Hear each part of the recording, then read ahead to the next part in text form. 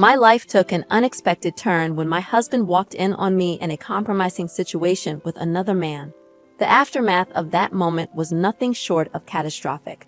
His immediate reaction led to a 5-year jail sentence, my family's disdain, and my overwhelming self-loathing for shattering the image of our seemingly perfect family.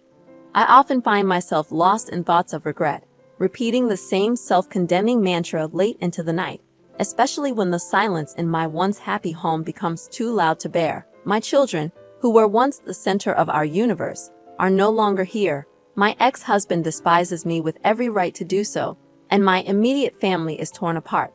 I never managed to forgive myself for the selfish act I committed back in 2015, right after turning 39. I now confess that I took my ex-husband for granted. He had always shown me love, complimenting my beauty daily and seeking intimacy regularly. He treated me as an equal, not a queen or princess, for we were partners in the truest sense. Our journey started in high school, and we remained each other's sole and steadfast companion. Everything felt just right. My family adored him, and my brother looked up to him as a role model. He had helped countless people in difficult situations, always the one they called when in trouble. Through the years, he proved himself to be a good man. We were blessed with 2 strong-willed sons, who, at the time of this incident, had grown into 2 wonderful young women. But over time, I let myself go, feeling self-conscious about my weight. He continued to tell me I was beautiful, even as we encountered few arguments that were usually about our physical relationship, or rather, the lack thereof on my part. It wasn't that I didn't want to connect with him in that way, but my mood often just didn't align. He understood, and we communicated openly about our desires. However, when I turned 39, my birthday party revealed a new version of myself. I had spent an entire year at the gym, practicing yoga and Pilates, and had managed to transform my body from 180 to 135 pounds. It was a remarkable achievement, especially for someone who had always been a bit heavier. My ex-husband also began his fitness journey, shedding pounds and tumming his body, going from 260 to 225. His desire for me only intensified, and he couldn't keep his hands off me. We went on dates, danced, and took regular walks. He continued to be a supportive partner around the house, and his eyes always conveyed his love and longing for me. It was incredible to think that even after 2 decades together, he still looked at me with such desire, something any woman would cherish. But despite all this, for reasons I couldn't explain, I still found myself unable to reciprocate his affection during that time. I initially attributed my decreased sexual desire to early menopause. Our physical intimacy had dwindled to about 3 times a month, and I was usually a one-and-done kind of person. In contrast, my husband's desire for more was unrelenting. He even suggested couple counseling as a solution, but I stubbornly declined, allowing my selfishness to cloud my judgment. The turning point arrived when a new manager joined my office a few days after my birthday. He was a bit younger and undeniably handsome, and for some inexplicable reason, he developed an interest in me. I initially brushed off his advances, but as time passed, my indifference transformed into casual conversation. Eventually, he started flirting, and I revealed my wedding ring. Yet, after 2 months of constant flirting, I found myself reciprocating, sharing details of my life with him, and, to my dismay, thinking about him more and more. In hindsight, I realized it was the beginning of an emotional affair, but at the time, I was caught in a whirlwind of emotions. My husband began to sense that something was amiss. We had a heated argument about it, which, in my mind, began when he tried to kiss me. I unintentionally made a disgusted face, not directed at him but rather at the thoughts of this other man who occupied my mind. A week after that incident, I decided to meet the new manager at a cafe with the intention of telling him to stay away, that I couldn't continue this. However, before I could utter a word, he kissed me, and my thoughts went blank. That marked the commencement of our 6-month affair.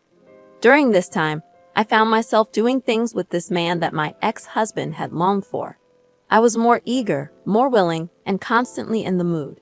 It felt like a new and exciting experience, and as a result, my intimacy with my husband suffered. Although we did have occasional encounters, my behavior toward him grew increasingly critical and belittling, and I'm filled with shame when I reflect on how I treated him during that period. It wasn't until my brother came to visit and revealed that my ex-husband had confided in him about his deepening depression and thoughts of separation that I snapped out of it. He believed that I no longer loved him and that he was falling out of love with me. This revelation jolted me back to reality. I immediately ended the affair, resigned from my job, and resolved to make my husband feel loved and wanted again. I had resolved to fix my marriage, to become a better wife, but the universe had other plans. One day, my affair partner unexpectedly showed up at my house, carrying a box of office belongings I had requested. We spoke briefly. He sought answers, questioning what he had done wrong. I told him I needed to mend my marriage and asked him to leave. However, he pleaded for one last encounter, and foolishly, I agreed. We retreated to the guest room, where our liaison took a tragic turn. I lost track of time in the heat of the moment. Suddenly, my affair partner jerked back violently, and there was a deafening bang. As I sat up, I saw my ex-husband standing there, his eyes bloodshot, tears streaming down his face, lips trembling with pain. My affair partner lay on the floor, and there was a gaping hole in the wall. In the chaos that ensued, my ex-husband and affair partner clashed violently. I screamed, trying to intervene, but desperation led me to jump on my ex's back, resulting in me being thrown to the floor. Everything blurred for a moment. When I regained clarity, my ex-husband had my affair partner pinned down, and he was on the phone, his face a mask of determination. Moments later, the police arrived, handcuffing my ex-husband, while paramedics tended to my severely injured affair partner, who needed reconstructive surgery on his face. At the hospital, I faced a barrage of emotions from my family, my father's silent, shaming gaze, my brother's furious accusations, and my mother's misguided attempts at comfort, which only fueled my father's anger. My affair partner's wife also confronted me, revealing a truth I had been oblivious to. He was married. This revelation added another layer of guilt and remorse. In the aftermath, my boys stayed with their grandparents, refusing to talk to me. My daughters were equally distant. My ex-husband, too wounded to see me, refused my attempts to visit him in jail. Despite my brother's efforts, he ensured my ex was transferred to a correctional facility, where he would serve his sentence, a stark reminder of the irreversible consequences of my actions. To keep an eye on my ex-husband during the trial, I asked my brother if he could relay a message for me. His response was bitter, telling me to go to hell. The trial marked the first time in 3 months that I saw him, and the anger in his eyes cut deeper than anything I had ever experienced. Even in our angriest moments, he used to look at me with love, but during the trial, it was pure hatred. Overwhelmed by the emotions, I excused myself to the restroom to cry. As the trial days passed, I was forced to recount my affair in agonizing detail for everyone in the courtroom to hear. When I mentioned the duration of the affair, my ex-husband looked utterly crushed, and my father stood up and walked out in disgust. During his testimony, I learned that he had come home to surprise me with lunch and a romantic weekend trip for two in the Catskills. He had meticulously planned a romantic getaway, only to walk in on us, and his reaction was visceral. He later explained that, upon seeing us together, the affair partner ordered him to step aside, and my ex-husband snapped. He violently beat the affair partner, only stopping when he tossed me away.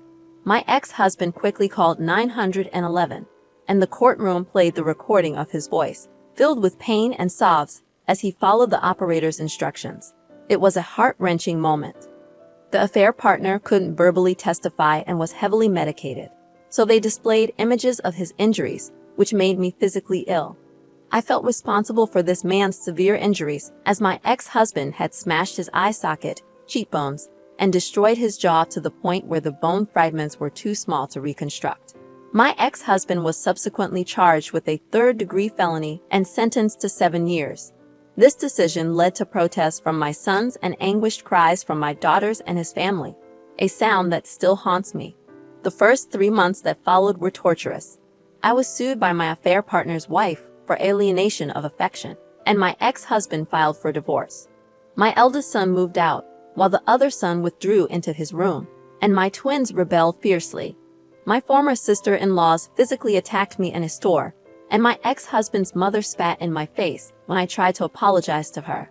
My father and brother refused to speak to me, and even my lifelong friends were divided over the situation. I eventually had to find a new job since there was no money coming in, and I had almost depleted our savings. I was essentially blacklisted in my field due to the negative publicity surrounding the trial. So I resorted to working in retail and took on a seasonal position as an H&R Block adjuster during the tax rush. I came perilously close to losing our home, and my ex-husband refused to allow me to visit him. Every letter I sent was returned unopened, and crying in the shower became almost a daily ritual. My parents' marriage was strained as my mother persistently defended me, while my brother continued to ignore my existence. It was a bleak time, and even my lifelong friendships began to crumble. Dark thoughts of ending everything began to creep into my mind, contemplating a way out of the unbearable pain. I carried the weight of guilt on my shoulders, watching my belongings disappear as I drifted into isolation. The burden became too much to bear, eventually leading me to seek help from a therapist. She didn't mince words. She scolded me, telling me that I had grown complacent in my relationship with my ex-husband. I hadn't seen him as a husband, but more like a friend with benefits, and I had treated him as such. She was right. I had taken him for granted. Nearly a year had passed, a year of silence from my children. When I cooked dinner, they would quietly collect their food and retreat to their rooms, refusing to even glance in my direction. I had my share of meltdowns, begging them to speak to me, but it was met with silence. My brother got married, and I wasn't invited, though my kids were. I continued trying to visit my ex-husband, hoping he would add me to the visitor list, but I was consistently denied access. My letters remained unanswered, plunging me further into depression. Then, out of the blue, my brother showed up at my house. It was the first time he had visited since the trial, and he was clearly unhappy. He came to scold me, emphasizing that my ex was in the infirmary after a violent incident. An inmate had attempted to sexually assault him in his cell, resulting in my ex-husband getting stabbed in the stomach and the inmate suffering a broken spine. My brother's words cut deep, and I cried for days, acknowledging that in many ways, I was responsible for this outcome. I made persistent efforts to visit my ex in the infirmary and continued writing letters, but they were consistently returned. For 4 more years, I tried to reach out to him, with no success. Thankfully, our children visited their father frequently, and it was through them that I learned he had been placed in protective custody by my brother after the attack. Over the years, my eldest attended the same college as my ex-husband and pursued the same major, but he only maintained contact with his siblings. He had no desire to speak to me or visit our house during the holidays, choosing instead to spend time with his grandparents. My other son followed a similar path, going to the same college and refusing to contact me. As for my twins, they were hard on me, but their visits to their father improved their mood. Whenever they became excessively rebellious, their uncles stepped in to set them straight. My brother and I still hardly spoke, despite my attempts to reach out. I even tried to visit his wife when they had their first child, but I was asked to leave. My mother continued to keep me informed about the happenings in their lives, while my father maintained his refusal to acknowledge me. Then, at the beginning of May this year, my children returned home, seemingly happy, a rare sight that brought a glimmer of hope. I didn't understand why, and at that point, I didn't even care. My children were back home for 4 months, and I did everything in my power to show them how sorry I was. Although I was mostly ignored, they were talking to me, and those conversations brought immense joy. Finally, I was able to know what was happening in their lives. My eldest had been dating a woman for over a year. My second-born was excelling on a college track team, and even my girls were starting to talk to me again. Witnessing their smiles, hearing their laughter, and sharing meals together felt like a cherished dream I never thought I'd experience again. I missed those moments deeply. Towards the end of August, I was eagerly preparing for the twins' first day of their senior year, which also happened to be their 18th birthday. I enthusiastically shared my excitement about their upcoming birthday party, telling them all the plans I had in mind. But without hesitation, my girls asked if we could celebrate it on a different day. I was confused. I thought we were making progress. When I asked why, one of them bluntly said, "Because Dad is throwing us a party, and I don't want you near him." Her words stunned me. I inquired when their father was released, and they informed me that he had been out since the end of April due to good behavior. The news shattered me. He was back in their lives, and they seemed happier because of it. It wasn't our healing they were enjoying. It was having him back. I asked where he was staying, and they revealed he was living with my brother. Driven by desperation, I tried reaching out. I attempted to call him, went to his place holding all the letters he had returned throughout the years, and glimpsed him briefly through the door crack. I cried out his name, but my brother promptly asked me to leave. I handed him the letters and departed. As I reached the driveway, I heard his voice and turned around, only to be met with his cold rejection. He handed back my letters, emphasizing, "You forgot this." My pleas fell on deaf ears as he walked away. My children, witnessing the scene, stared at me, their eyes void of love. In that moment, I realized that my children were merely tolerating me. Despite the overwhelming odds, I still clung to a sliver of hope. I wanted to fix this, to tell him how profoundly sorry I was for my selfishness, for destroying what we once had. I longed for the chance to express how much I missed him, how deeply I regretted my actions. I yearned for him to forgive me, to talk to me, to be by my side again. I wanted our family reunited, but deep down, I knew I didn't deserve it. Even if, by some miracle, we were reunited, it could never be the same. My selfishness had irreparably altered everything, and I wished I could turn back time and undo the damage I had caused. Now let's delve into the opinions from the community. Opinion number 1 expressed deep sympathy for your ex-husband, highlighting how your own account revealed emotional abuse and dismissive behavior toward a man who always made you feel loved and desired. This person emphasized the importance of surrounding yourself with friends who hold you accountable for your actions, rather than those who condone your behavior. They advise you to work on yourself and seek therapy to move forward. Opinion number 2 offered a stark perspective, suggesting that it might be best for you to stop trying to reconnect with your past family, as your attempts could be perceived as harassment. The advice was to acknowledge the irreparable damage and respect the boundaries set by your ex-husband and children.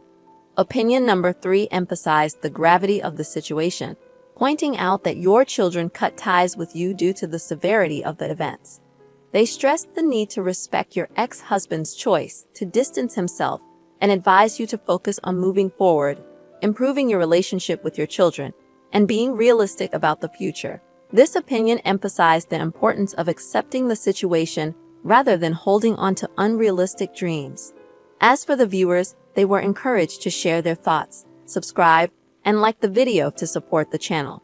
The overall sentiment expressed was one of understanding the tragedy of your situation, but urging you to accept the reality and move forward for the sake of your own well-being.